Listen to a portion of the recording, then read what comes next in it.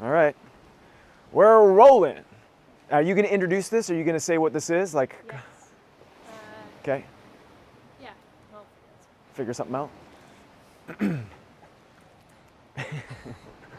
Well, hello. I am here on the island with Graham Wardle, and we thought it would be a fun idea for 14 seasons of Heartland to share 14 questions. So I'm going to do rapid fire now. Graham hasn't seen these questions yet. So My you first ready? time. This will be fun. Let's do it. Ready? Yeah. Okay.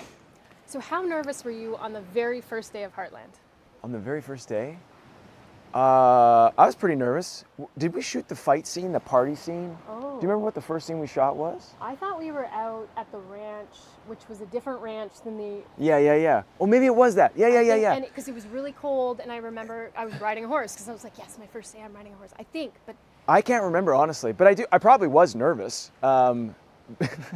Being on a television show and for my first time, for sure I was nervous. I can't remember what scene it was, though. I don't even remember what the first scene was. I know, it's funny thinking back, being on a show for 14 years, it's a long time ago. Yeah. And I shared that with you, and I don't remember the exact scene Yeah. either, but I do remember being so excited. And Yeah. I think I was a bit nervous, but It was cold. It was wintertime, too. Yes. Yeah. Okay, next question. I was a little nervous. That's my answer. I was probably a little nervous. I don't Okay. remember, to be honest. Here's one. If you were to describe your first impression of me with one word, what would it be? Mousy. Yeah, mousy. Okay. I don't know if I had to pick one word, because you were quiet, but you weren't like not interested in stuff. You were like a little mouse, like just investigating Taking it all everything. in. Okay, I can see that. Not in a bad way, in a good No. way. In a Okay. good way. I like it. I like it. Wait, let's flip this. What would be your first word? One word, your first impression of me. I wouldn't have jumped to an animal, but my first word would have been curiosity, which is very, Oh, okay. very similar to Okay. what you described. So I think Cool. because we were both young and this was like one of our first big projects, of course we were going to be curious. Yeah. And I think, yeah. Okay. Yeah, cool. Okay. So mousy. Your favorite location to film Heartland at? Oh, probably out in Kananaskis. I loved when we go out to Kananaskis and shoot out in the, remember the eagle episode? Yes. Rescuing that the was eagle? So much fun. I really enjoyed that. Kananaskis is beautiful. And I also, well, you said one really place, but I also really like shooting downtown Calgary when the scene from season 2 and Jack saves And Ty. you're running through the back I alley. really like to change the pace, change the scenery. And Mongolia is shooting in Drumheller. That was really fun too. Yeah. So those are my three. Okay. Those are my three Okay, I'll favorites. take 3. I think I already know the answer to this question, judging by the backdrop. Ocean or mountains? Oh, yeah, I would pick ocean. Yeah, because Okay. yeah, I like the ocean. I kind of assumed. Would you rather ride a horse or a skateboard? Oh, you know, honestly, I'd probably want to ride a horse. Yeah. The other day I was on a skateboard and I'm still learning. And then I decided I was going to sit on the skateboard and just go really fast down the hill. And I wiped out and I hurt my ankle. And I haven't So- ridden that skateboard since. Horse is probably a safer Probably a choice. horse. Yeah, I know how to ride a horse better than I know how to ride a skateboard. So probably a horse. Your favorite Amy and Ty moment over the seasons? Water fights. Yeah. Water fights Oh, were I always fun to totally shoot with agree. you. Yeah. And there's been a few of cake them. fights. We did a cake Yeah. fight in that one birthday thing. Yeah. Yeah, any action stuff, honestly, when we don't have to like say a bunch of lines and we just get to Just like have fun. just like, okay, this is Like happening. montagey stuff. Yeah, where it's yeah. just like, Yeah, I love that. That's my kind of acting. I don't have to memorize a lot of stuff. No, and you just It's gotta just so have fun. And by the way, my voice, I was yelling the other day. That's why my voice is really hoarse, because I was yelling. So I'm not sick, okay? Okay, we were worried. I'm not 6 feet apart. Okay, so do you have a secret talent that Oh, nobody really knows about? I don't think so. Oh, I can do this. Oh yeah. That's about as secret as talent. I do that for kids and they that's, love it. So I'm sure you guys talent. love that too. It's a It's my talent. Thanks for I that. used to be able to do this crazy laugh when I was a kid too, but I can't do that anymore. Is that the laugh where you're like, Yeah. I can do that too, but I can't do it anymore. can't do it anymore. It's only a kid thing. Yeah. I remember I used to do that. And my little brother would just think it's hilarious. It was the best. Yeah, it's what you do as an older But sibling. I lost that talent, so. Me too. If you were to describe yourself as an animal, what animal would you be? Like, would I want to be? No, just No. like you My As personality? Graham, yeah. What do you think you most identify with? As Now I'm an far as- eagle.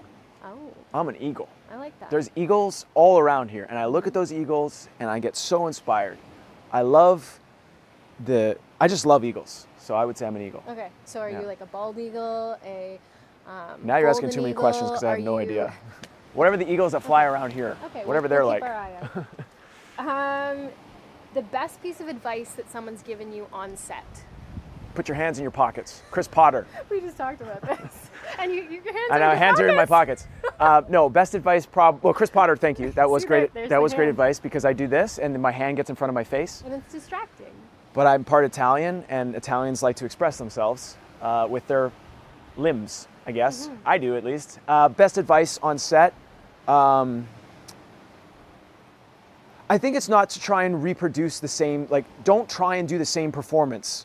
Like, be authentic in each performance, and it most likely will have the similar marks and similar things.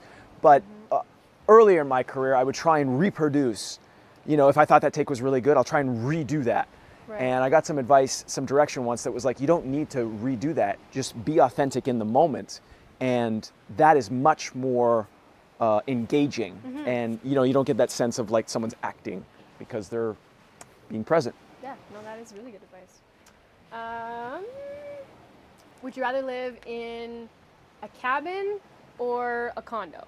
You could pick anywhere.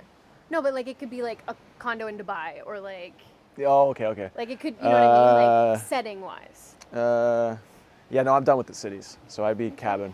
Yeah. Alright. Cities are fun, but to visit. If I was going to live, I would live in a cabin somewhere in the woods, preferably on the On ocean. the ocean with mountains and the woods. Maybe mountains on the woods, yeah. Okay. That'd be cool. Your favorite set food? Is there like something you usually Set food. snack on, or like you would go to craft service and mangoes. always Dried mangoes. Dried mangoes. Yeah. Dried mangoes. When they're See, there, I love dried would go mangoes. through a phase where I loved them and I'd always get them, and then I got so sick of them because I ate them too much. Well, and some of then- them are too sweet. Sometimes they have the sugar on them. Yeah. I like the ones that are just straight dried mangoes, and the ones that are chewy, because sometimes they get really dried out. I like the chewy ones. And I'm the same now with dried coconut. I love Oh, the interesting. dried coconut, but they have to be kind of chewy. They can't be like yeah, crunchy. dried and Yeah. good questions, by the way. Did you come up with these? Yeah. Cool. I like them. I like them. If you were to describe what's next for you in 3 words, what would those 3 words be? What's next for me?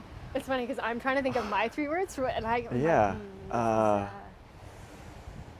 Like, Love, courage, and adventure. okay.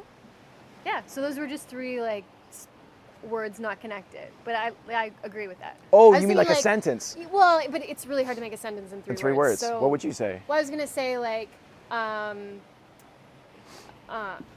on the journey, but like. Oh, something like that? You know what I mean, like a phrase, but it's really Oh, hard oh. to say a phrase in 3 words. So. Yeah, I like what especially you said. okay. Thank you. Best book of 2020 or Oh. that recently? Best recent book. Ooh.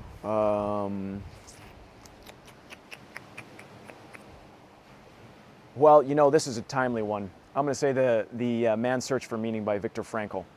The whole purpose of that book that I got from it, what I really thought was very valuable, and I've talked about this on my podcast, is that we get to choose the meaning that things have in our lives. So with world events, things going on in the world right now, I think it's so important to remember that we get to choose what things mean and to find the silver lining and to make the most of it. So that's what I would choose. Nice.